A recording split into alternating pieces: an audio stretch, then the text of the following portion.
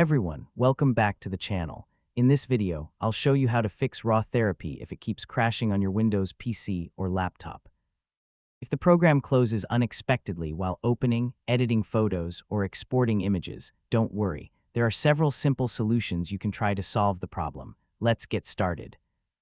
First, restart your computer and launch RawTherapee again. Temporary system issues can sometimes cause software crashes, and a quick restart may fix them. Next, make sure you're using the latest version of RawTherapee. Older versions may contain bugs that have already been fixed in newer releases.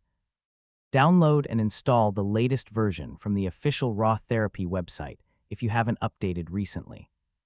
If RawTherapee crashes while editing large RAW files, check whether your computer has enough available memory. Close unnecessary programs running in the background to free up RAM and improve performance. You should also update your graphics driver. An outdated or corrupted graphics driver can cause editing software to crash, especially when displaying high-resolution images. After updating the driver, restart your computer and test the program again. If the crashes continue, try resetting RawTherapee settings by removing its configuration files. Corrupted preferences can sometimes prevent the program from running properly. When you launch RawTherapee again, it will create new default settings automatically. Another solution is to uninstall RawTherapee completely, restart your PC, and then perform a fresh installation using the latest installer.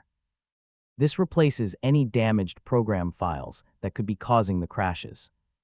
Finally, make sure your Windows operating system is fully updated, since system updates often include important compatibility and stability improvements. After trying these solutions, open RawTherapee again, edit a photo, and check whether the crashing issue has been resolved. And that's it. You now know how to fix RawTherapee crashing on your Windows PC or laptop.